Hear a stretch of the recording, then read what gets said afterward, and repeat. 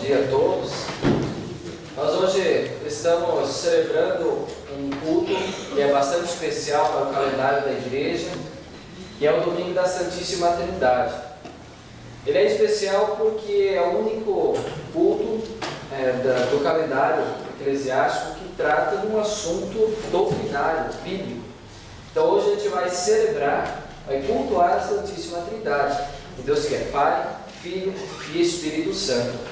Justamente esse assunto é importante porque a igreja precisa saber qual é o Deus que cremos, qual é o Deus que nós confiamos, adoramos e cultuamos. Por isso que ao longo do culto nós faremos algumas reflexões a respeito desse assunto Santíssima Trindade. Do versículo 22 até o versículo 36. Pedro continuou: Homens de Israel, escutem o que eu vou dizer. Deus mostrou a vocês que Jesus de Nazaré era um homem aprovado por Ele. Pois, por meio de Jesus, Deus fez milagres, maravilhas e coisas extraordinárias no meio de vocês, como vocês sabem muito bem. Deus, por sua própria vontade e sabedoria, já havia resolvido que Jesus seria entregue nas mãos de vocês. E vocês mesmos o mataram por mãos de homens maus e o crucificaram. Mas Deus ressuscitou Jesus, livrando-o do poder da morte, porque não era possível que a morte o dominasse. Pois Davi disse a respeito de Jesus o seguinte: Eu via sempre o Senhor comigo, porque Ele está ao meu lado direito, para que nada me deixe abalado. Por isso meu coração está feliz, e as minhas palavras são palavras de alegria, e eu, um ser mortal, vou descansar cheio de esperança, pois Tu, Senhor, não me abandonarás no mundo dos mortos. Eu tenho te servido fielmente, e por isso não deixarás que eu apodreça na sepultura. Tu me tens ensinado os caminhos que levam à vida, e a Tua presença me encherá de alegria. E Pedro disse mais isso: Meus irmãos, eu preciso falar claramente com vocês a respeito do patriarca Davi. Esse grande líder morreu e foi sepultado, e o seu túmulo se encontra aqui até hoje. Ele era profeta e sabia que Deus havia jurado que um dos seus descendentes seria rei, como ele. Davi sabia o que Deus ia fazer e por isso falou a respeito da ressurreição do Messias. Davi disse: Ele não foi abandonado no mundo dos mortos, nem o seu corpo apodreceu na sepultura. Deus ressuscitou esse Jesus, e todos nós somos testemunhas disso, pois Jesus foi levado para sentar-se ao lado direito de Deus, o seu Pai, o qual lhe deu o Espírito Santo, como havia prometido. E Jesus derramou sobre nós esse Espírito, conforme vocês estão vendo e ouvindo agora. Pois Davi não subiu para o céu, mas ele mesmo afirmou: O Senhor Deus disse ao meu Senhor: Sente-se do meu lado direito, até que eu ponha os seus inimigos como estrada debaixo dos seus pés. Todo o povo de Israel deve ficar bem certo de que esse Jesus que vocês crucificaram é aquele que Deus tornou Senhor. Amados irmãos e irmãs, até agora nós falamos que Deus se revela através do universo, natureza, criados, e também pela lei escrita no coração, aquele desejo ou consciência natural de que existe um ser superior. Mas quem é esse Deus superior? Somente as Escrituras Sagradas revelam para nós quem é esse Deus, o Deus Todo-Poderoso. Inclusive no informativo desse mês, que mandei por e-mail, está lá no blog, na coluna Eu Creio, eu escrevi uma pequena reflexão a respeito da Santíssima Trindade. Apenas uma partezinha. A Bíblia nos ensina que Deus é um só, único, mas também diz que Deus é três pessoas ao mesmo tempo: Deus Pai, Deus Filho, Deus Espírito Santo, iguais em poder, honra e glória, etc. A doutrina bíblica foi chamada pelo cristianismo de Trindade, e é uma junção de duas palavras. Trindade é tri mais unidade, ou então triuno, tri mais uno. A palavra Trindade não existe na Bíblia, mas é o nome que os cristãos deram a essa doutrina bíblica. E o texto do Santo Evangelho de hoje, eu convido vocês a abrirem, Mateus capítulo 28, é um texto muito propício para refletirmos a respeito desse assunto. Mateus capítulo 28, do versículo 16 até o versículo 20. Jesus aparece aos 11 discípulos.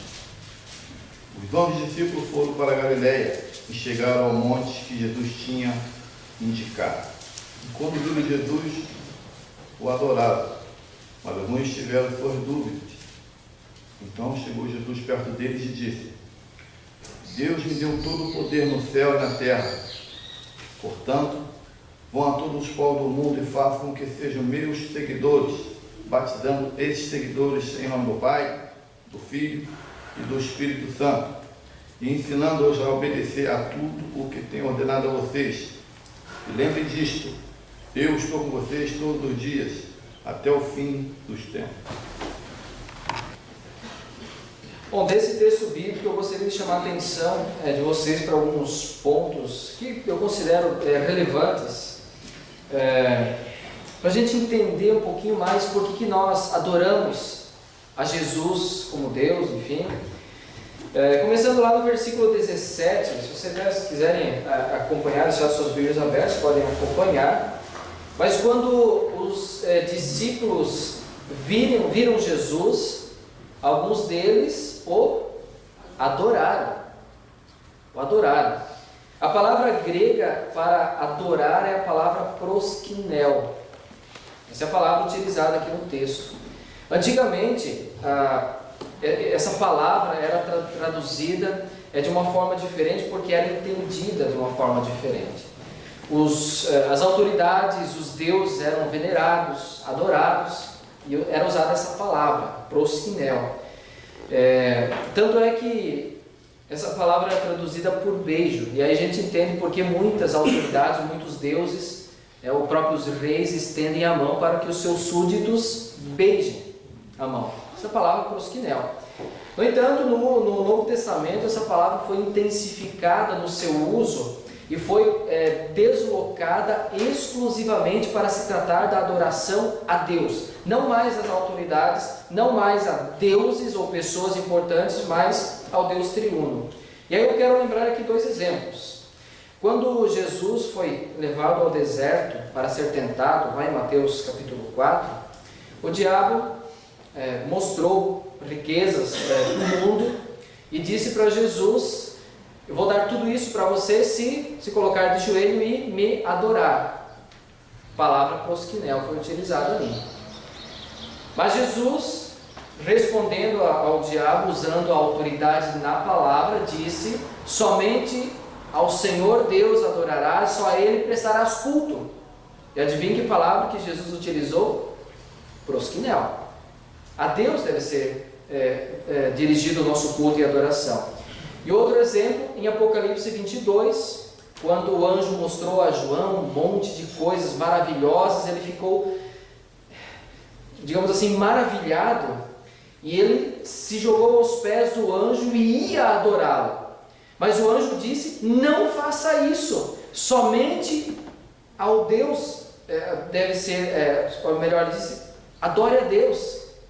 O anjo não aceitou o proskinel, palavra que também lá é utilizada, porque proskinel, a adoração, é dada ao Deus triuno. Portanto, nós concluímos que se dos discípulos adoraram a Jesus, significa que Jesus é Deus. Não sei se vocês perceberam também no texto, achei interessante como Jesus não repreendeu aqueles outros discípulos que tiveram as suas dúvidas. Alguns adoraram, mas outros tiveram suas dúvidas. Não há descrença. A palavra grega aqui é o distatsu, que significa uma incerteza. É ou não é? E essa incerteza ela precisa ser clareada, ou confirmada ou negada. É ou não é? E aí então Jesus aproximou-se deles para que os discípulos pudessem ouvi-lo, suas palavras, e verem a Jesus de perto, para tirar qualquer ou quaisquer dúvidas. Por isso que Jesus é o verdadeiro Deus, e nós podemos cultuar e adorar esse Deus. Outro destaque desse texto é lá no versículo 18, quando Jesus, dirigindo-se aos discípulos, disse: Deus me deu todo o poder no céu e na terra. Poder significa uma força, mas o texto grego não fala em poder ou força, mas a palavra é autoridade, exousia. Essa palavra significa uma autoridade que não é questionada. Ele falou, se obedece, ele mostrou, se obedece, enfim. É uma autoridade que significa uma habilidade sem qualquer obstáculo no caminho. E Jesus recebeu essa autoridade como Deus que cumpriu toda a obra da redenção, e agora ele é Deus exaltado. É interessante como o evangelista Mateus utiliza essa palavra, autoridade, sempre ligada à autoridade na palavra, para ensinar, para perdoar pecados, para curar, expelir demônios. É sempre uma autoridade para fazer algo por palavras. E aí eu lembro como no início das Escrituras, quando Deus criou o universo, dos versículos 1 ao 3 de Gênesis, a Santíssima Trindade ali aparece. No princípio Deus criou os céus e a terra, o Espírito de Deus pairava sobre a face das águas, e aí então Deus disse: haja luz. E o evangelista João vai dizer que essa palavra que vem da boca de Deus é o próprio Cristo. O Verbo se tornou carne, a palavra se tornou ser humano e morou entre nós. Então, assim como Deus lá na criação falava e as coisas aconteciam, Jesus tem autoridade no uso da palavra. Ele fala e a coisa se cumpre, a ordem se cumpre. Na leitura de Atos que fizemos há pouco, o apóstolo Pedro disse no versículo 36: todo o povo de Israel deve ficar bem certo de que este Jesus que vocês crucificaram é aquele que Deus tornou Senhor e Messias. Eu faço questão de lembrar que o apóstolo Pedro estava falando naquele mesmo episódio do Pentecostes. Não era Pedro que falava, mas o Espírito Santo o inspirou para falar essas palavras. Então Pedro estava cheio do Espírito Santo.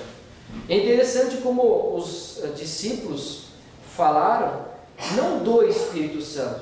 Quem esteve no culto semana passada, o relato do Pentecostes, viu. O Espírito Santo não veio apenas para dar dom de línguas. Ele não veio para que os discípulos falassem do Espírito Santo, mas falassem de Jesus como Salvador. Esse é o foco da mensagem da Santíssima Trindade, que trabalha, digamos, junto. O Pai, o Filho e o Espírito Santo trabalham para que o ser humano seja salvo. E com essa autoridade que foi dada por Deus, o Salvador Jesus agora exaltado, ressuscitado e exaltado em sua divindade, ele pôde dizer aos seus discípulos: portanto, vão a todos os povos do mundo e façam com que sejam meus seguidores, assim por diante. Mas quero chamar a atenção primeiro nesse vão, ou o famoso ide, tão estudado nas nossas congregações. O texto original também transmite uma outra ideia, não é uma ordem, vão, mas o texto grego diz mais ou menos assim, ou pelo menos transmite a ideia: indo, pois, discipulai todas as nações. Indo. A ideia é mais ou menos assim: quando vocês estiverem indo, façam discípulos de todas as nações.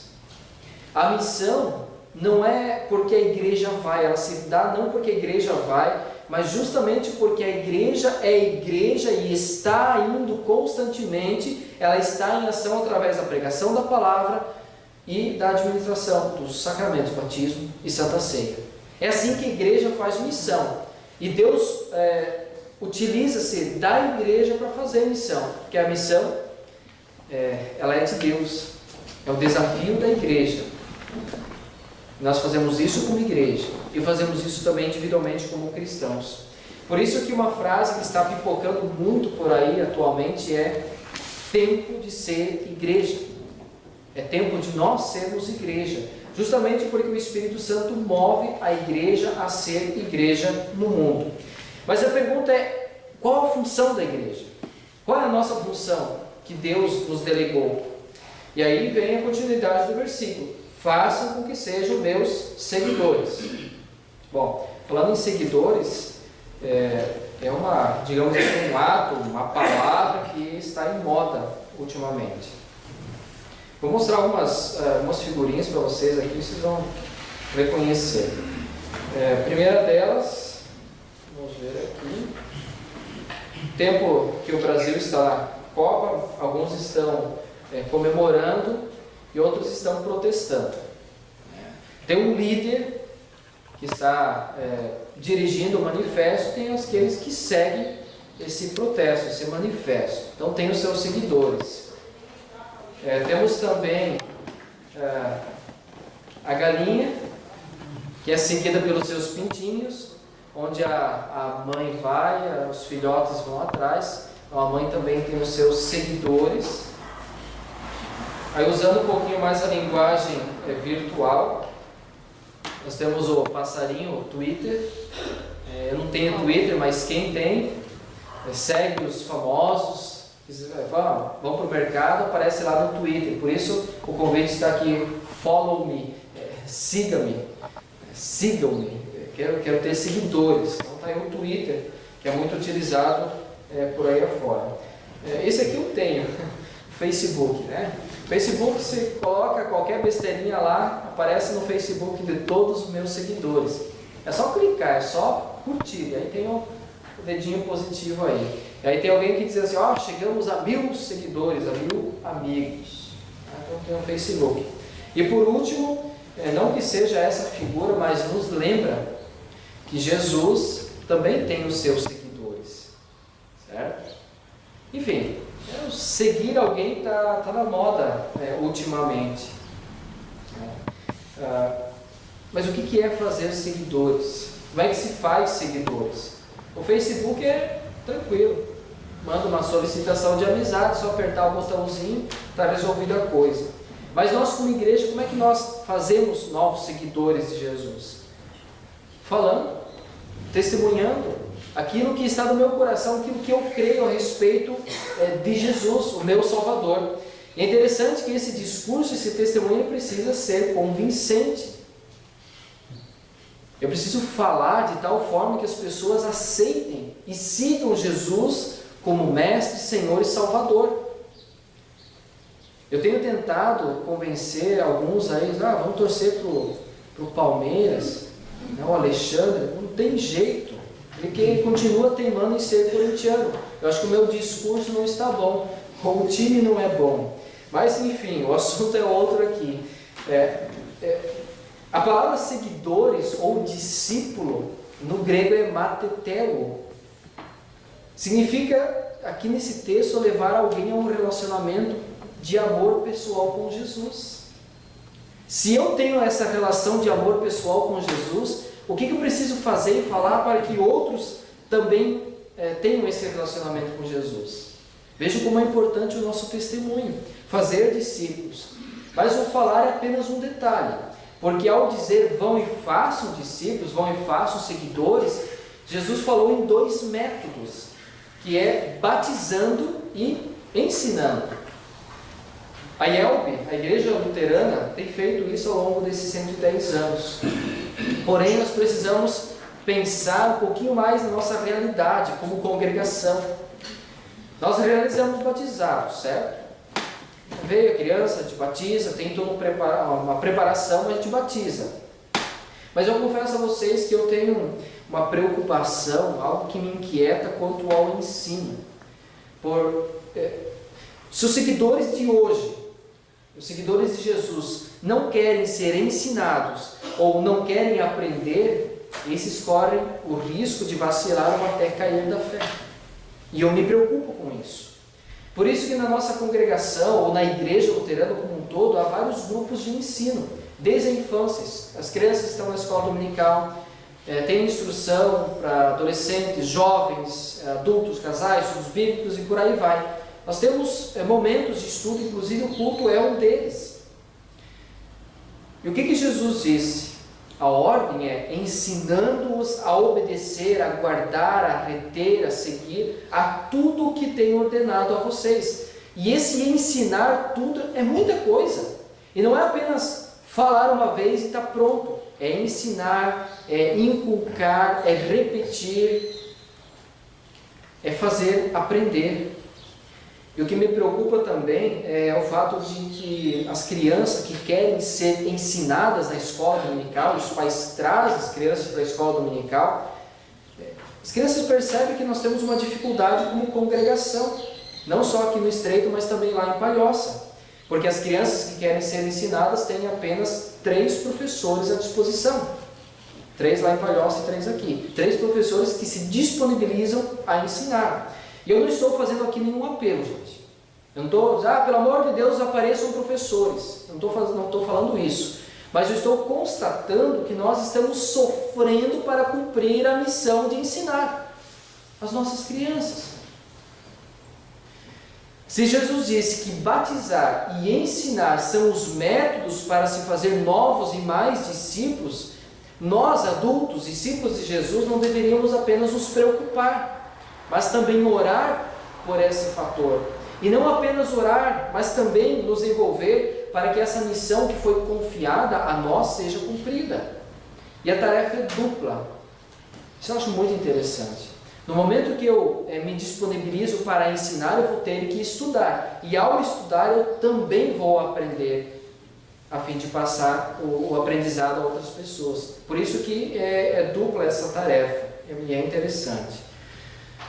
Muitos professores, nesse meu tempo que eu estou aqui na congregação, começaram como auxiliares. E depois, 2, 3 meses, 4 meses, eu estou preparado para dar aula também. É interessante esse fator e Deus tem trabalhado também. Mas a gente ainda está sofrendo nesse quesito aí.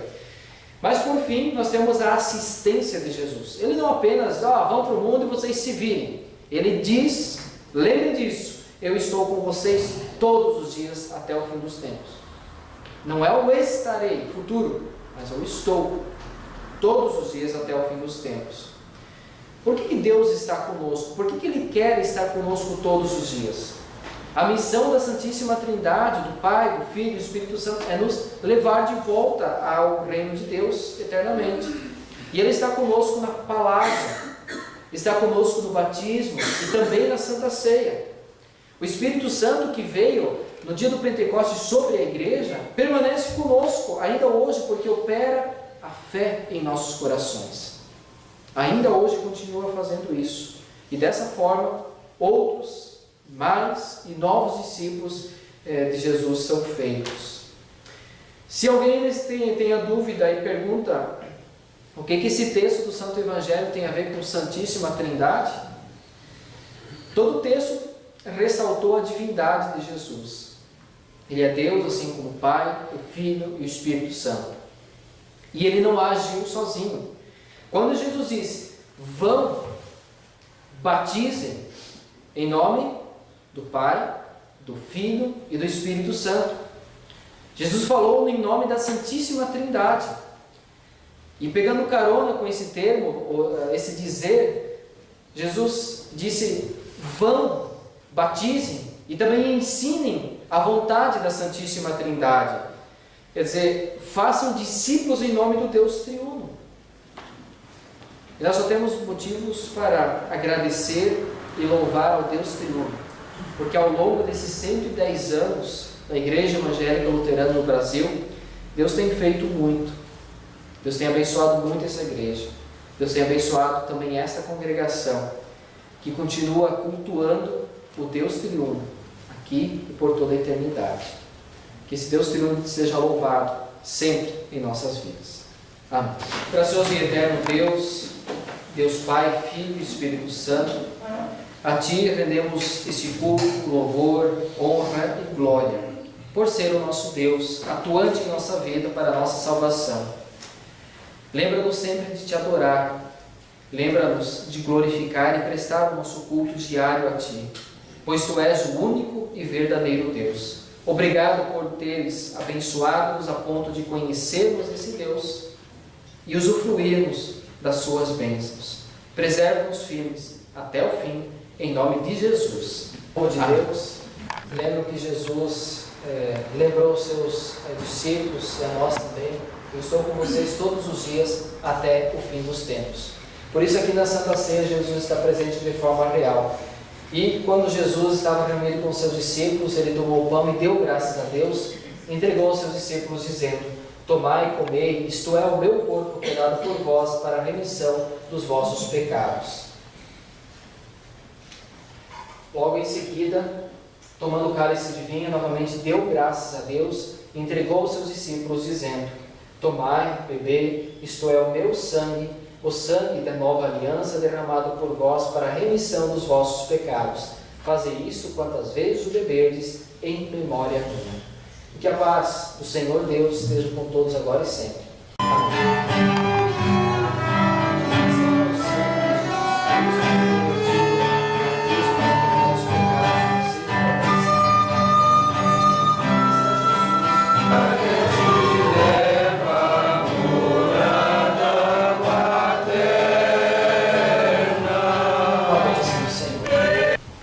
O Senhor vos abençoe e vos guarde. O Senhor faça resplandecer o seu rosto sobre vós e tenha misericórdia de vós. O Senhor sobre vós levante o seu rosto e vos dê a paz. Amém.